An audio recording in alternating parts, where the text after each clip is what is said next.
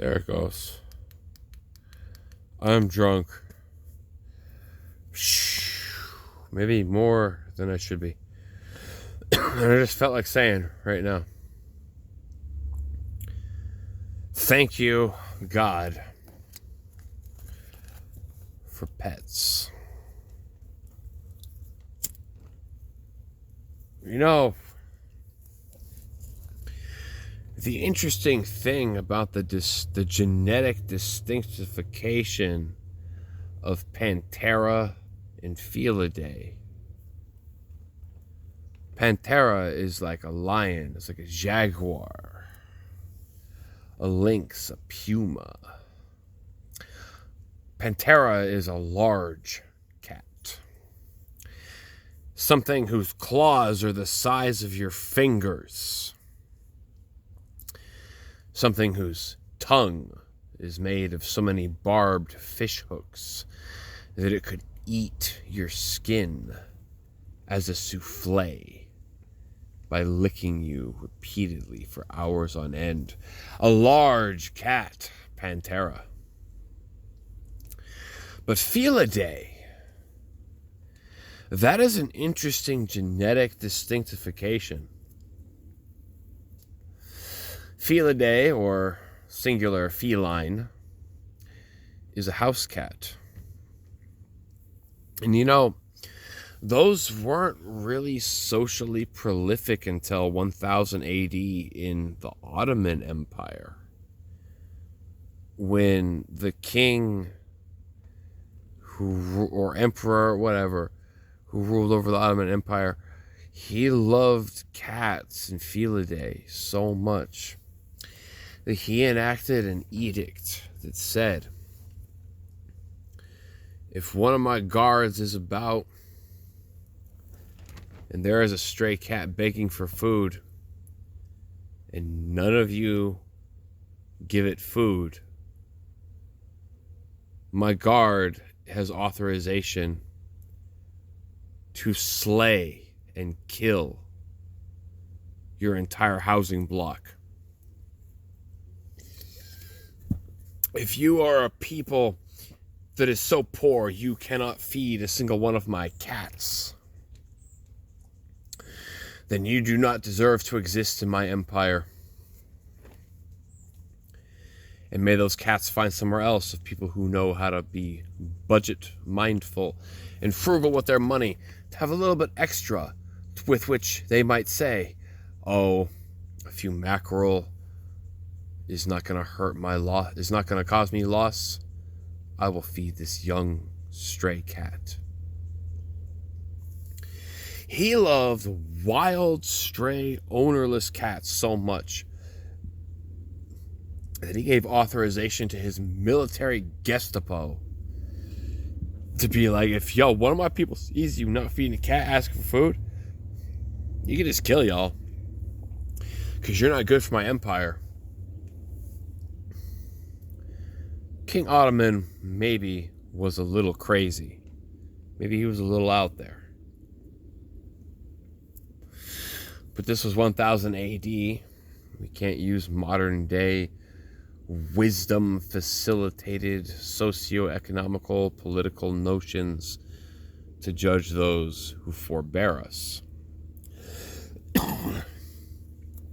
But still to this day, in the modern region of Turkey, where people go for furthered educational pursuits, it is a common story for one to speak as they enter the library at 2 a.m, nobody else is around.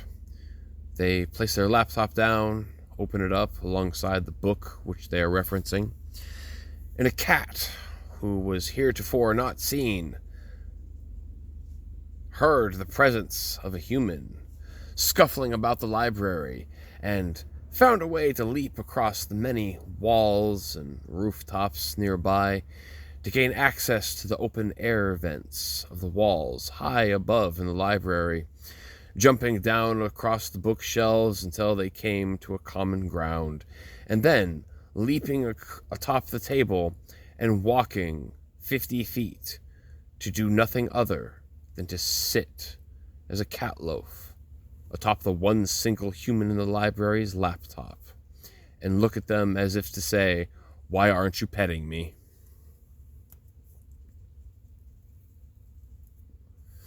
I am cat. You must pet me.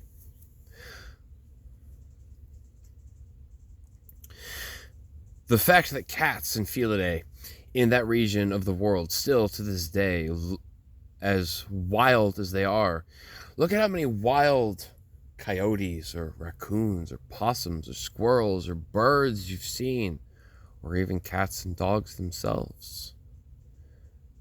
Wolves, deer. So many animals know to avoid mankind because we have hunted them for food and skin and fur out of necessity for so long. But in that region of the desert, one man at one point in the seat of power issued an edict that Felidae, the little soft, cuddly, fuzzy, meowy kitties, are the absolute cornerstone of my empire. And you must feed them. You must work hard and have a little bit extra to feed the cats that I love so dearly. I can get behind that. I can respect that. You know, I freaking love cats, dude. What we call cats, you know, house cats, pet cats. Why? My mom has just come back from an extended hospital stay and physical therapy. And one of our 3 cats, Rosa, who really adores my mother's strong female energy. 80% of every day, she just sits at my mother's bed, at the footholds. And in cat language, that means when a cat sleeps near your feet, that's their way of saying, I am here to protect you. I will guard you.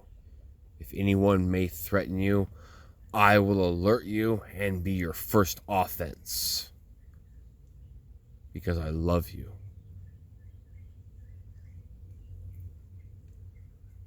And I love that about cats, you know? All 3 of our cats are very different. They've bonded with different members of our family in different ways. But I think it's so cool that Rosa is our only female cat, bonded with whom we speak of as Grandma. You know? I think that's cool when even an allegorical fur baby pet has a daughter and grandmother relationship. I think that that's one of the most beautiful things. I think that that's one of the most beautiful things. And even just seeing it expressed through a cat daughter, like our precious Rosa, is still just as beautiful. Here is this animal who instinctually should only care about food, safety, and sleep. And yet, Rosa spends so many of her waking hours protecting Grandma.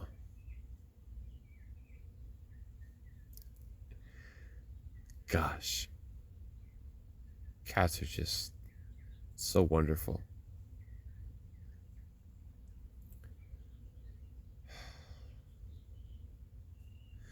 Yeah, cats. I love cats.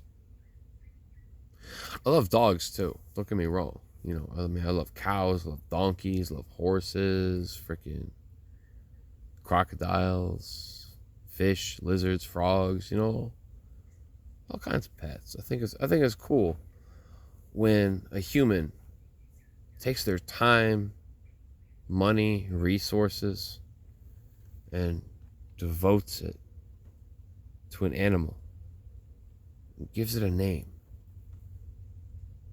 goes out of their way to make their lives special. You know? One of like the oldest notions of this comes from a phrase called nowadays the bummer lamb.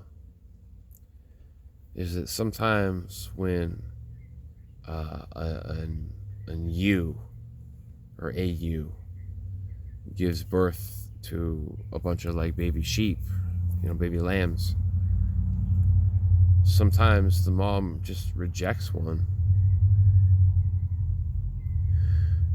And the farmer's duty at that point is to take the bummer lamb inside, because it's pretty normal for birthing to begin during colder months of the season in the northern hemisphere. And so that lamb, who is sadly rejected by its own birthing mother, it is brought in to the farmer's house. If your mother will not give you warmth, then you will be warmed by my fireplace's hearth. If your mother will not give you food, I shall give you food. If your mother will not emotionally soothe you, I will emotionally soothe you. And soon, I will name you.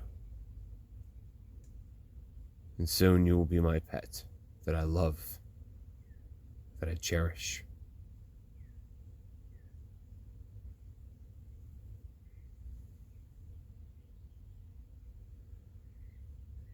I think it's normal for humans to find some ability to be friends with each other, because we speak in some way a common language and share interests most similar.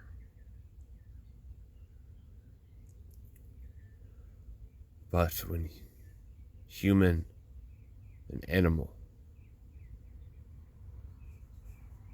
find that common ground between pet and master,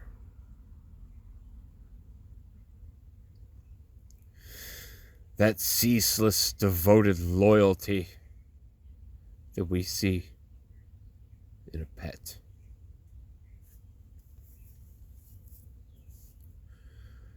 to me, that is the truest essence of love itself.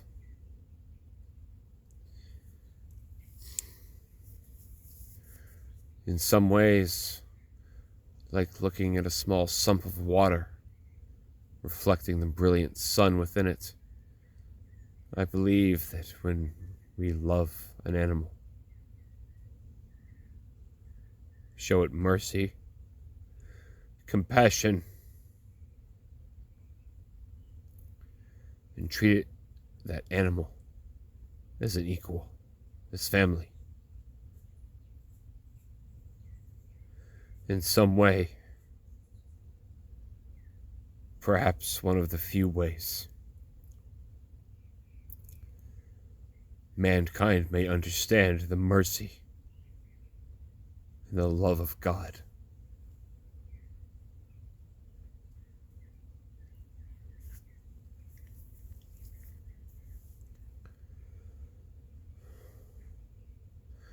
Thanks for listening. I don't even know what I'm talking about right now. I'm drunk.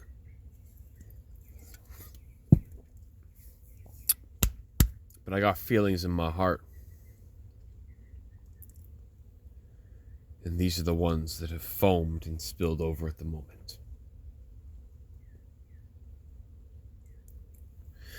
May your heart abound with feelings,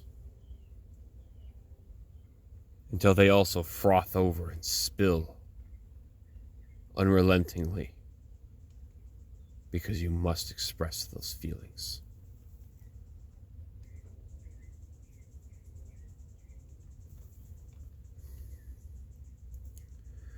Thanks for listening.